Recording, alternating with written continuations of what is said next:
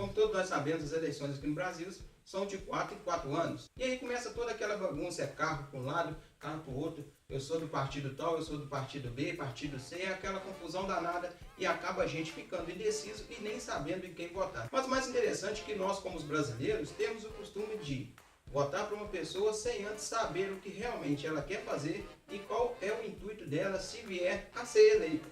E é sobre isso que nós vamos falar. Então, se você chegou até aqui, já vai largando o seu gostei aí, se inscreva no canal se você ainda não é inscrito. O intuito desse quadro é mostrar o que os candidatos a presidente da República do Brasil têm como proposta para o povo brasileiro. Porque muitas das vezes a gente fica vendo debates, que às vezes são debates forjados, e a gente não tem nenhuma prévia, nem o que eles estão pensando para o futuro do país. Então nós vamos colocar aqui nesse quadro o que os candidatos a presidente estão pensando e as propostas deles em relação ao governo, caso ele seja eleito. E para dar início ao quadro, não poderia ser diferente. Nós vamos começar falando sobre Lula, ou melhor, Luiz Inácio Lula da Silva. Nascido no dia 27 de outubro, em Caetés, Pernambuco, Luiz Inácio Lula da Silva, ou mais conhecido como Lula, foi presidente da República entre 2003, entre 1º de janeiro de 2003 até 1º de janeiro de 2011. Atualmente, o ex-presidente se encontra preso por determinação do TRF4.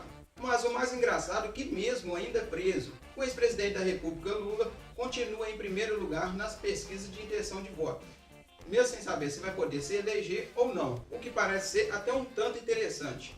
Pois se a conversa é buscar um país justo e a gente eleger um candidato que é condenado pela justiça, mesmo que seja o mínimo que ele roubou, mas se ele está errado, como pode ele estar em primeiro lugar? É lamentável. Um pouco estranho, interessante para um país que se manifesta dizendo que quer segurança e transparência. Mas eu não vim aqui para julgar e nem para condenar o candidato. Eu vim sim falar da prisão dele.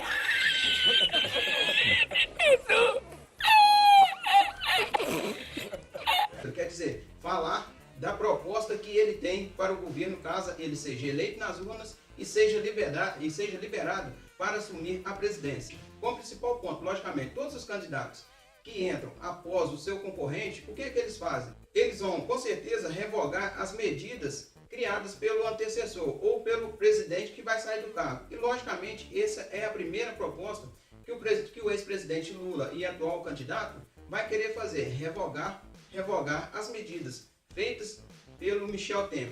Mas para fazer isso, como ele é um cara muito inteligente, ele quer fazer uma pesquisa popular para saber o que deve ser mantido ou o que não deve ser mantido do governo anterior. Isso é bem interessante, porque teremos a participação do povo e para ele ainda é melhor, porque se depois der alguma coisa errada, ele não está sozinho no barco. Mas além disso, ele também tem outras propostas.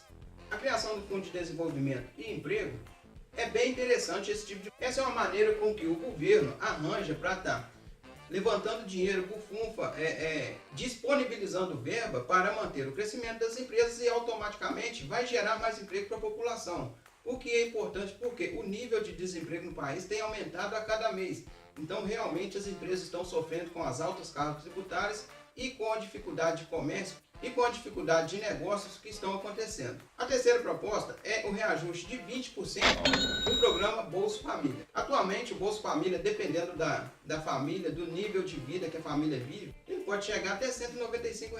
Porém, esse tipo de ajuda ou de auxílio, ou pode-se dizer subsídio para famílias mais pobres, é um pouco complicado. Isso já vem rodando há muito tempo. E o grande problema é as fiscalizações que não existem, sendo que a maioria das famílias que precisam não recebe realmente essa verba.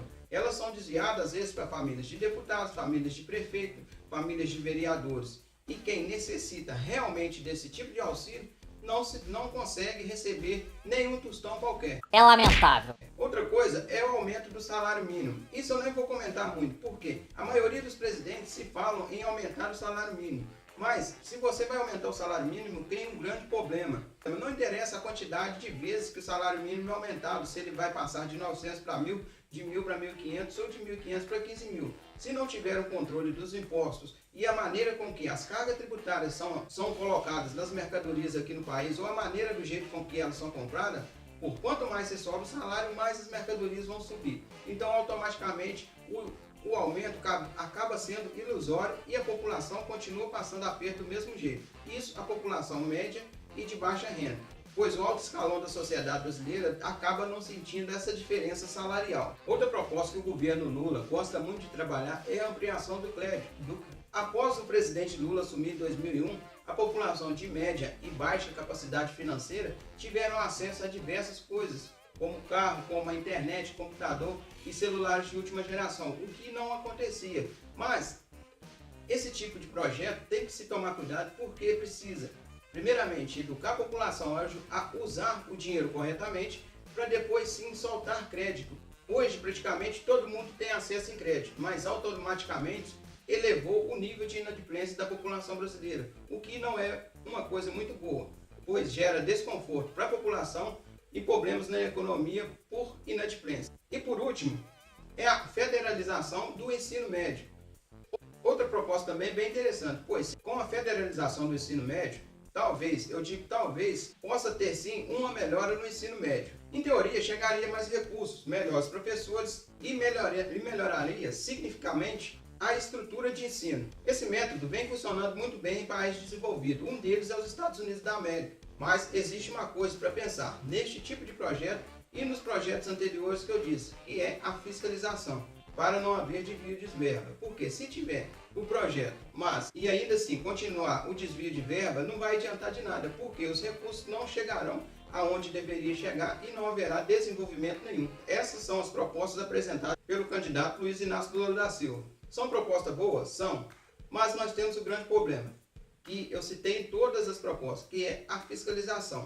Quem vai fiscalizar todas essas propostas? Evitar os desvios. Você deve ter ouvido falar aí que o presidente Michel Temer liberou diversas emendas, mas essa emenda não chega para a população. Elas são usadas em moedas de trocas para que o presidente consiga aprovar determinada lei que ele queira. Então ele não tem o intuito de ajudar a população, mas sim aprovar aquilo que o favorece. Esse foi o primeiro capítulo do quadro Candidatos de uma Nação. E se você gostou do vídeo, deixe seu gostei aqui embaixo, pois nos ajuda muito. Não se esqueça de se inscrever no canal se você ainda não é inscrito. Compartilhe com seus amigos nas redes sociais e mostre a eles que vocês estão antenados nas propostas dos candidatos e que não vão votar por impulso. A gente se vê no próximo vídeo. E lembre-se, mantenham-se sempre curiosos.